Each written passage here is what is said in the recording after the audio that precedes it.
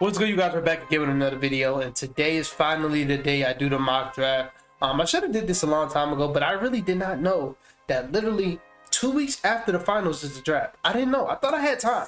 So I'm here to do the mock. I'm here to do the mock draft. If you're a regular to this channel, you know around the draft time is where I really go in, because I love the draft and I feel like I dropped some of my best content is about the draft. So this year we're gonna do the same thing. I have a couple of my favorite guys. I have a couple guys in here. I know my favorite guy last year was Jalen Williams, and I kind of hit on that one. The year before was Trey Murphy. I definitely hit on that one. So I have a couple of those guys this year, but I think this is a very deep draft. I know the stories is going to be about Vic and School, and they're going to take over the headlines and all the narratives and stuff. But this is a deep draft. It's going to be some guys in the second round that you're going to be like, bro, how did they fall in the second round? Like, for me, my Cats, we had the 49th pick. I'm not mad.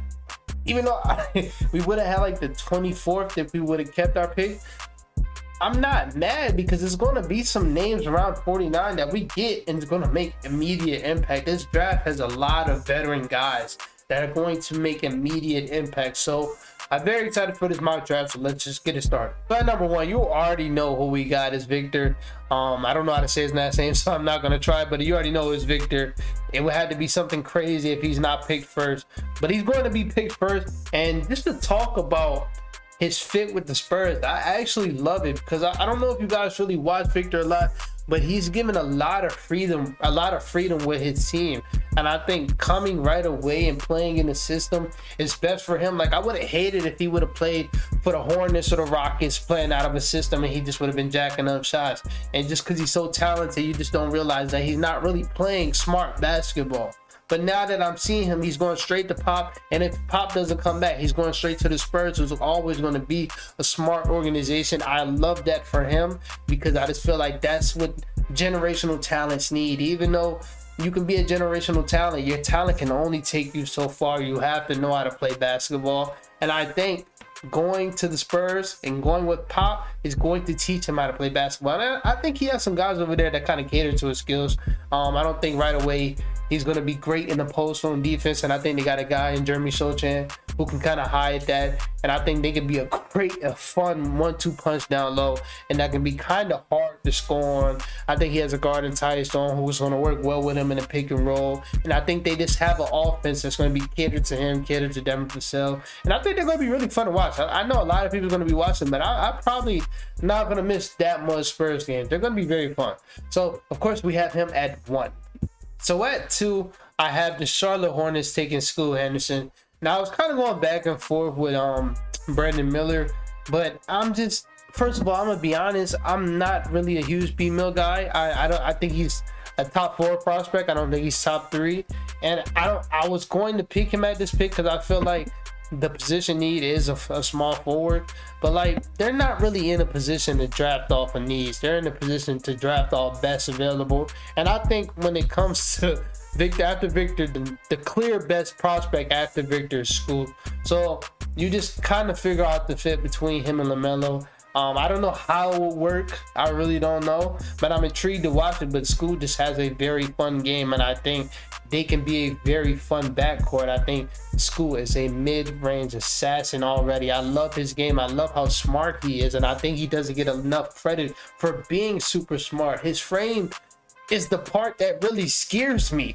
Not as like I'm scared of the future, like I'm scared to see him. He's going to be a scary prospect in this league, and I think if Victor wasn't 7'5", this draft conversation would be a little different. Like, if Victor was a 7-foot guy doing this and you have Scoot right here, it would be a conversation. But just because Victor is something we've never seen before, he's going to be number 1 for sure. But Scoot is right there when it comes to being a generational talent. I don't think he gets enough credit for his playmaking. I don't think he gets enough credit. I think people think shooting is like a downfall for him. I think he's a pretty good shooter.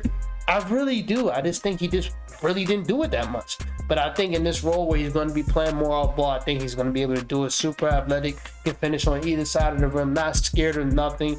I think this is the perfect pick for them, and I think they just have to figure it out between him and LaMelo, and that's something you just wanted to do. Okay, so when I drafted for Portland, I did it as they keep their pick because I feel like if I would have just made up my own trade, it wouldn't be real. So if they keep their pick, if it was me, I would take Brandon Miller.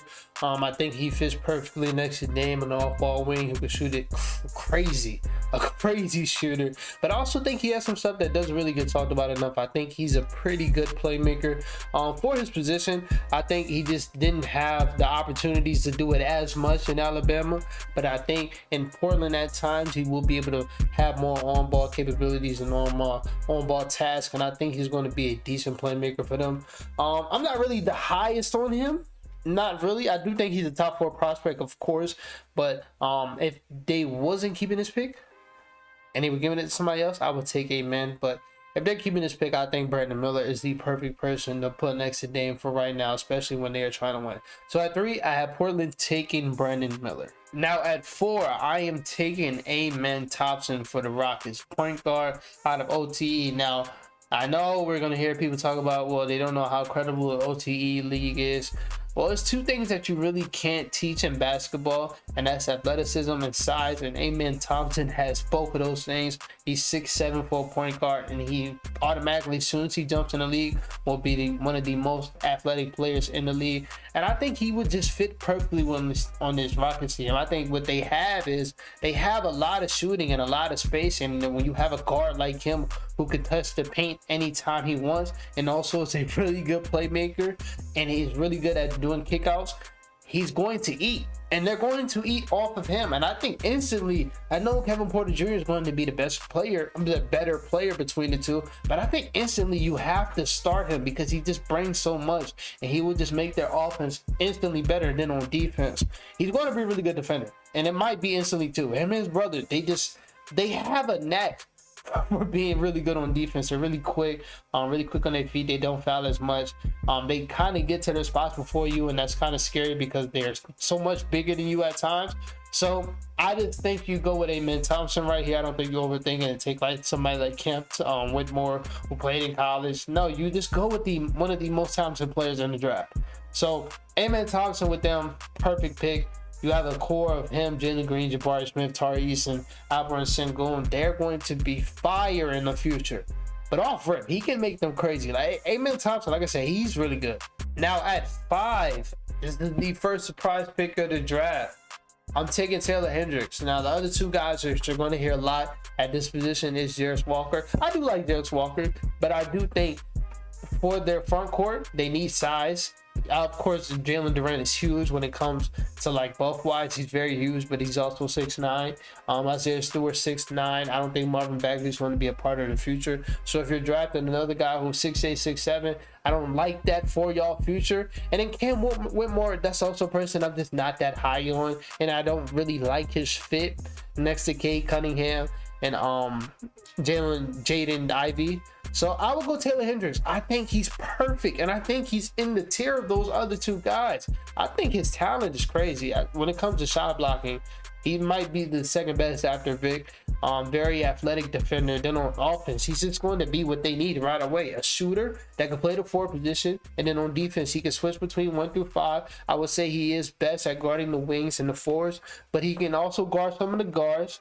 I think his shot creation ability, when tasked to do so, I think is better than we give him credit for. And his shooting, he's going to be able to play off of Cade Cunningham, who's a really good playmaker. Going to be able to play off of Jaden Ivey, who's a pretty decent playmaker. I think this is a perfect pick, and I don't think this is drafting for fit, because I also think the ceiling is pretty crazy with him. So I think they hit on this pick, and you have a front court of Taylor Hendricks and Jalen Durant for your future. You are hitting. You have a backcourt of Jaden Ivey and Cade Cunningham. You have a front court of Taylor Hendricks and Jalen Durant. If you get that 3, you will on some scary shit in the future. So this is who I have them taking at number 5. At 6, I had the Magic taking Cam Whitmore. I think he's the 2 that they've been looking for. And yes, he's not really listed as the 2. He's more so listed as a 3. But what they've been doing for the last couple of years is just getting wings upon wings upon wings. And I think he can easily slide in and play that 2 position. Really decent shooter for his side. For his position. And I think he's best off ball. But the thing that kind of turns me off with him is he gets off on being on ball. What I mean by that is he prefers to be on ball, but I think to me he's more so best off ball. I kind of look at him as like an OG Anunoby type player that can kind of surprise you later on with his athleticism and his ability to get to the rim, but I think they're both best playing off ball, and I think he would fit perfectly with this team when you have other guys that prefer to have the ball, like Markel Fultz, Franz Wagner, and Paolo Banchero. And I think he could easily slide into that 2 position and be a great fit right away. So at 6, I believe, I have the Orlando Magic taking Cam Whitmore. So at 7, with the Pacers, with one of their 3 or 4 first-round picks, I doubt that they keep all these. I have them taking one of the best talents in the draft again, Asar Thompson. Again, the OTE thing really doesn't faze me. Like I said, you can't teach size and you can't teach athleticism. And for him, you can't really teach his feel for the game. I think instantly he's going to have a major impact on this team. This team is full of shooters. Like I said with the Rockets, full of shooters. And he is also one of the best playmakers we have in this draft. Now with him, I'm so freaking confused with his position because his brother, they grew up together and his brother was always labeled as a point guard. So we really never seen him be the point guard. But when I'm looking at him, he looks just like his brother. He looks like he can play the point guard position, but he's so versatile and big that he can also play the 3. Again, like his brother, he's also going to be a really good defender off the back. To me, the one question again is his shooting, but I think he's a better shooter than Amen, which is a fire name, but I think he's a better shooter than his brother, and I think he's going to be able to fit into this team very well, especially off of Tyrese Halliburton. The one thing he doesn't really get credit for is his ability to cut off the basketball. He reminds me sort of Andrew Wiggins with the Warriors. At times you can rely on him to score and get to the basket, but most of the time he's really cutting, he's really playing off ball, and I think this is a perfect spot for him to land and grow, and I think he makes this young core one of the best young cores automatically as soon as he drops down to Indiana. Now at number 8, I have the Washington Wizards finally getting the point guard they've been looking for since John Wall left, and Anthony Black. If they were to keep the team that they have and the pieces that they have, which most likely they won't, and Bradley Beal and Kyle Kuzma and Kristaps Porzingis, if they were, he would be a very good piece for this team. I love his playmaking, and I do think he is the best playmaker in the draft. It's between him and Amen, but I think what helps him is he's more of a threat when it comes to his playmaking because he's able to do more in offense just because he is the better shooter. But when it comes to his playmaking, I do think he is the better passer. And I do think he's the smarter player when it comes to his playmaking. But it's just Amen's athleticism with his playmaking is just a plus for him. But other things that he kind of thrives at is his cutting. I think his shooting is not the best, but the form is pretty good. It's just more about the repetition and the shooting. And then his defense, automatically, it's a lot of guys that's automatically going to be pretty good defenders, and he's one of those guys. 6'7" point guard. It's a lot of those in this draft too, and he's going to be very impactful for this team, and I think he can be a future star point guard in this league. So right here at number 8, I have the Washington Wizards finally getting their point guard in Anthony Black. Now to me, this is one of my favorite picks. I have the Utah Jazz taking Jarris Walker. Now with this pick, the Utah Jazz are kind of replicating what the Cavs tried to do a couple years ago. Play Lauri Markkanen at the 3, which we've shown this year that he can also play the 3 and the 4. You play Jarris Walker at the 4, which we will talk about. Then you have Walker Kessler at the 5, and they can kind of replicate what we tried to do. But going into Jarris Walker, I think he's going to be able to fit very instantly. I know I've been saying that for a lot, but like I said, a lot of these players are going to be very able to be a plug and play guy. But for him, I think he's a very good off-ball shooter. He reminds me of like when Jeremy Grant was kind of coming to his own, when he was kind of becoming a better shooter and a better scorer, and he's just very athletic, and that front court defense is going to be very exciting with him and Walker Kessler for the future.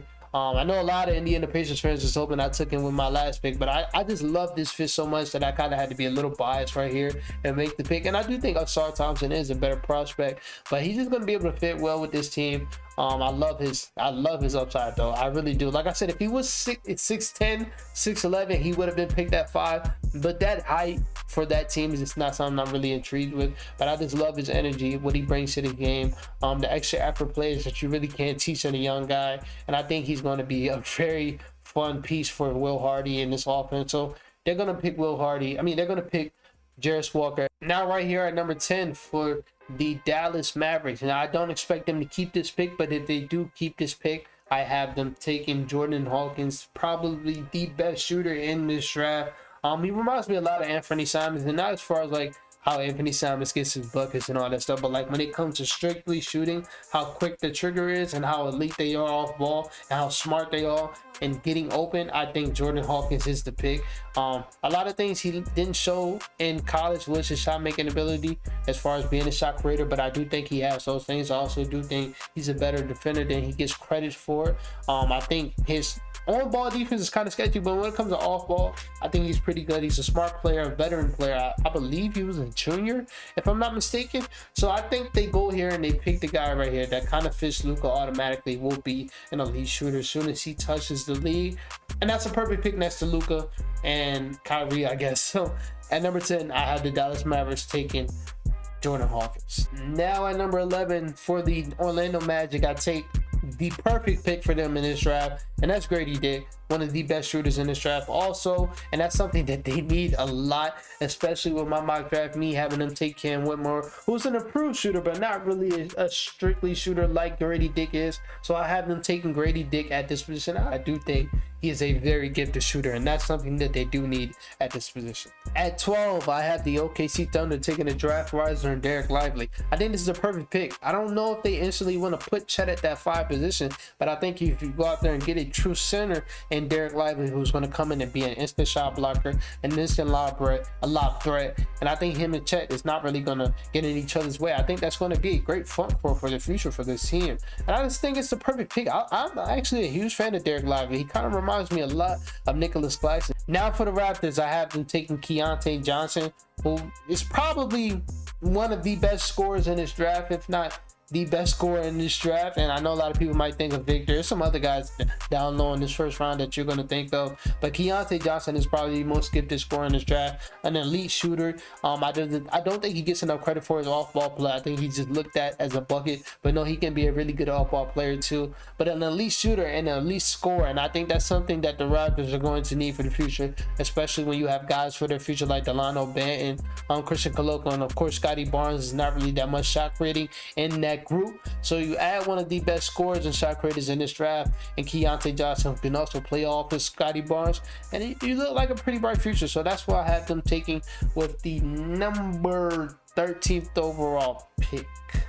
Now I know that the New Orleans Pelicans are going through a lot right now in the draft, but I do think if they keep this pick, I think Cason Wallace is the point guard that they've been looking for. A pretty good pick and roll playmaker, a really good shooter, but also, you know, what he gets his looks for. He's one of the best, if not the best, perimeter defender in this draft, and I think he's going to be able to fit in right away with this team. I do think this team is a little bit too deep for their own good, so he might get lost in the sauce for a little bit, but if you can keep him in and kind of like make him grow, rebuild him, send him into the G League for a couple of months, he's going to be a really good player. But I do think instantly he can make an impact. He's a very smart IQ player. He reminds me a lot of Kyle Lowry. I don't see like the Drew Holidays, even in the defense, I don't see it. I think he's more of an effort guy on the defensive side, and he reminds me a lot of Kyle Lowry. So I'm really excited for this pick if they do get him. I think he's just going to instantly fall for this team, because I don't think another team above this team will take him. But I do think he fits perfectly with this Pelican team, whether or not if he play or not, I really don't know. But for number 14, and to wrap up the lottery, I have the New Orleans Pelicans taking Cason Wallace. Now for number 15, I think that the Atlanta Hawks continue to do what they did last year in that draft for players that fit Trae Young, and they take right here Bilal Coulibaly, a really good defender, athletic defender, who's also an off-ball threat, who's a really good cutter, and that's something that he's going to be able to do to fit in this offense next to Trae Young and DeJounte Murray. A very good finisher. I actually would say a great finisher around the rim. Very athletic guy. He can finish above the rim at times, who can surprise you with his athleticism, but I do think he gets all of his notice because of his defense. He is a really good defender, and I do think he'll be a very impactful defender. I do think at times for some forwards he might be a little bit too small, but for some guards he's going to be a really good defender instantly, and I do love this pick for the Atlanta Hawks. Now for the Utah Jazz second first round pick, I have them taking Jalen Hood-Schifino, the best guard at this moment, a very good pick and roll scorer and facilitator, and I do think they do run a very good pick and roll offense, and I think he's going to be able to fit in instantly. I love his style though. I do love how he makes the mid-range his focal point, and I do think he's a very good shooter and scorer at that. and I do think he can be a better defender than he is. He does give the effort, but at times he is just too small. But I do think he's a pretty good defender for his size. And like I said, I do love that he kind of goes to the mid-range more than some. So I do think this is a very good pick. And if you can walk out this draft with the Utah Jazz having Jarris Walker and Jalen Hood-Schifino, and I do believe they have one more pick in this first round, they fuck around with the draft. Now at number 7, I have the Los Angeles Lakers taking Kobe Buffkin. Now I don't think they keep this pick, but if they do keep this pick, he's going to be a player that can play instantly. Like, he's one of those guys that you can just plug and play. He's fuck around, be better than Malik Beasley instantly. He reminds me a lot of Bruce Brown, who can literally do it all. He can play make, he can shoot it off ball, he can score when you need him to score. He's also a really athletic and fast defender and quick defender. Gets to your spots before you are he's an annoying guy. He's a jack of all trades guy, but he's a very annoying guy, especially on defense. But I think he's the type of guy that a lot of these contenders should be trading up for to get, because he just fits perfectly. He can play in any role you really need him to play. So right here for the Lakers, I do think this is one of the steals of the draft if they are able to get this guy. So I have them taking Kobe Buffkin. Now at number 18, I have the Miami Heat finally get some size and draft Leonard Miller. Now I love this pick. I love this pick because him and Bam can be a scary front court in the future solely off of defense. They can be one of the best defensive front courts in the league. Leonard Miller thrives off of shot blocking and roaming, and I think that allows Bam to finally play the center. And when you have a guy like Leonard Miller who's special on defense and can roam, that can take their defense to another level. But on offense, he's a unicorn. He's a unicorn guy. One of those guys that like to play on the perimeter a little bit too much, but can also get to the rim at ease. That's why I say a little bit too much on the perimeter, because he can really get to the rim at ease. And then he is also an improved shooter. I don't know how much you buy the improvement, but he is an improved shooter. It's not really wrong with the form and all of that. He's just not really a gifted shooter like that, but he is improving. So I think right here, they really can't go wrong with this pick. And I think this can be a guy that can impact the future and that can impact now as they try to get right back to the finals. So at number 18, I have the Miami Heat taking Leonard Miller. Now at number 19, I have the Warriors drafting Noah Clowney. And unlike other rookies that they have drafted in the past, I think he kind of forces their hand to make him play, because he's just something that they've been looking for so long. A guy that's above 6'10", who's a really good shot blocker, who can also spread the floor, that won't hurt the offense, who can set screens. Like, he's going to be a very impactful player for the team. He kind of reminds me a lot of Bobby Portis, but way more athletic and way more longer. He can block shots. Actually, he's going to be a very good plug and play guy for them, and he's kind of going to be that big that they've been looking for off the bench for the longest time. So at number 19, I have the Warriors drafting Noah Clowney. Now with the 20th overall pick, the Rockets are selecting Jet Howard, who is one of my guys. What he's going to bring for this team is elite shooting off the bat. One of the best off-ball players in this draft. He's crazy moving off-ball. And then on-ball, I don't think he gets enough credit for his shot creation. I do think he's also one of the best scorers in this draft. He just didn't average 20, so you're not really going to realize it. But he's also one of the best scorers in this draft. He has a lot of things that doesn't really get talked about. I think when he's tasked to play make, he can play make. I don't think it's like one of the best, but I think for his position, he's a pretty good playmaker, especially in the pick and roll. I think on defense, he's a better defender than advertised. He just, at times, he does lack IQ on the defensive side of the ball. But when he's locked in, he can be a really good defender. And when you're under Ime, you're going to have to be locked in. And I think he can kind of unlock Jet Howard's defense. So at number 20, I have them taking one of these steals in the draft. Both of the Michigan boys are going to be steals in the draft, and I have them taking Jet Howard. Now at number 21, for the first of their back-to-back picks, I have the Brooklyn Nets taking Bryce Sensabaugh. He was one of the prospects that kind of intrigued me, and I know why now, because he reminds me a lot of TJ Warren, and that's one of my favorite players to watch. A very good shooter, one of the best shooters in the draft, and also one of the best scorers in the draft. Like, shot creation is his thing. That's why I have him going to the Nets, because I do think that's something that they really do lack. I know you guys see Mikal, and he averaged like what, 26 for the second half of the year, but he's not that good of a shot creator. He's just a very good off-ball player that was able to get to his spots a lot. But I do think they lack shot creation, and I do think they lack a guy with size. He's a 6'6" guard who's like 210. He's huge. Like, look at him while you're watching these highlights. He's a huge player. That's kind of like, he's shifty for his size, and the reason why he reminds me so much TJ Warren is, he loves to go to that fall away shot, and they know that, but they really can't stop it because he gets to his spots, and those are the type of guys that thrive in the NBA, that can get to their spots even when you try to stop it and you know where they're going. I do think he's going to make an instant impact for this team, as they don't have a lot of guards on their team. So I have them taking Bryce Sensabaugh with one of their first 2 picks in this draft. And it's the back-to-back years where I am intrigued with one of these Santa Clara boys. So for the Brooklyn Nets in their second pick, I have them taking Brandon Podziemski. I don't know how to say his last name at all, but he's a jack of all trades. A jack of all trades reminds me a lot of Malcolm Brogdon. He can play make if you need him to play make. He can score if you need him to score. His best trait is obviously his shooting, off ball, on ball, anything. He can do it all. And I do think his defense is kind of underrated. Of course, he's not going to be the best one-on-one defender. He's kind of a smaller guard. But when it comes to his impact on defense, as far as putting in the effort, drawing the charges, I do think that's where he's going to earn his minutes. But mostly on ball, on offense, I think that's where he's going to be a key guy. I think at time they're going to try to move away from guys like Spencer Dinwiddie and try to get younger. And I do think he's going to be able to fit in right away and kind of help them out, because he's one of the best prospects in this draft.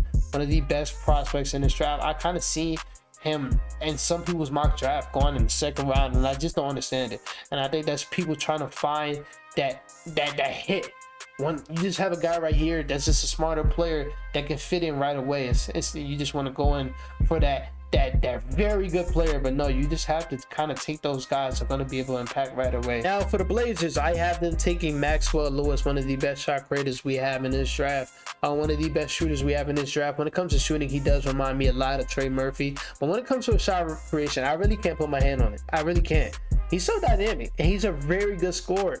And I think when it comes to this Portland TrailBlazers team, if you're trying to name some people, you gotta surround him with wings, and why not do it to one of the best wing shooters we have in this draft, in Maxwell Lewis. I would love him to go to a team where he can be more free, but I do also think him being more free is probably not that good for him. So I do think this is a very good start for where he can learn how to play next to Dame and Anthony Simons and those guys. So I have them taking Maxwell Lewis. So for the Sacramento Kings, I have them taking one of the most controversial picks, and that is Dariq Whitehead. And it's controversial because he's on his second foot surgery in the last year, I believe. And I get that people might be hesitant to take him, but I just think you bank on the talent. He has too much talent for him to fall out the first round. A pretty good shooter, a decent playmaker, especially in the pick and roll, and that's something that the team likes to run a lot. But when it comes to his shooting, I think he's very good, a very good shooter. He gets open a lot, especially off ball, and I do think he cuts, and that's something that they need for this team. They need guys that can cut, because at times they can get 2-3-point shot reliant. So with him, who's just a jack of all trades guy on the offensive side, and then on defense, I don't think he's a lackluster defender or nothing like that. He gives effort, and that's all you really need. He has the size to be a pretty good defender, so the defensive upside is definitely there. Now for the Memphis Grizzlies, they take my favorite prospect in the draft, and that is Julian Strawther. He's Cam Johnson 2.0. And this is why this is my favorite pick, because this is the guy that they need. They need an off-ball guy who finds his way to get open, a very good player off-ball, one of the best cutters in the draft. And he is, to me, the best shooter in this draft. And his release is super duper quick. That's why it reminds me a lot of Cam Johnson.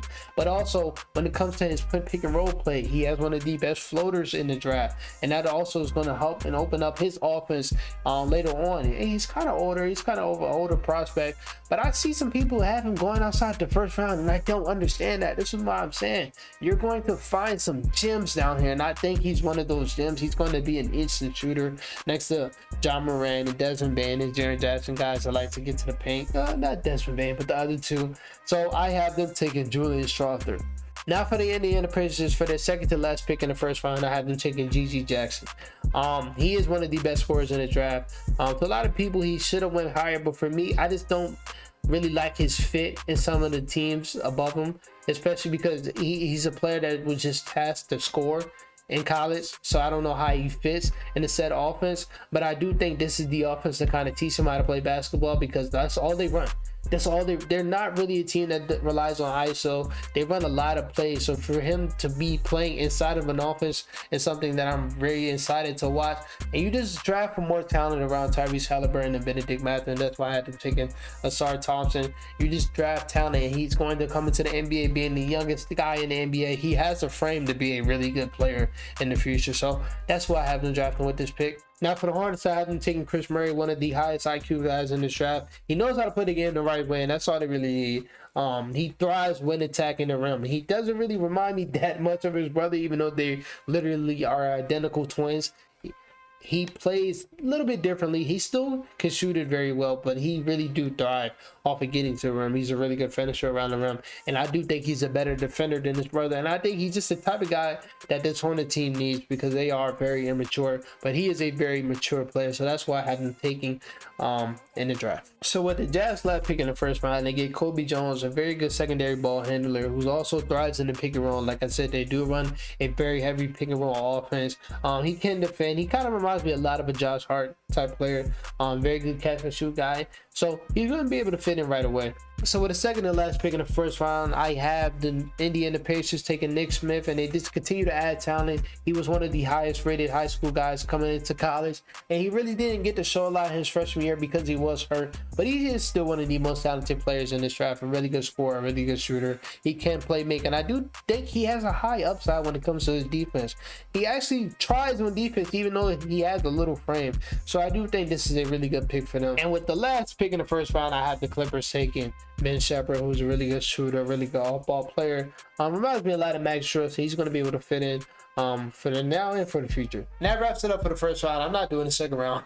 I'm not even going to lie. I'm not doing the second round. It's going to take a lot of editing to do. I'm already at 50 minutes for this video. So hopefully you enjoyed this video. Like I said, we will be coming down with some more breakdowns and some more sleepers in this draft. So stay tuned. But for now, see you guys later. Peace.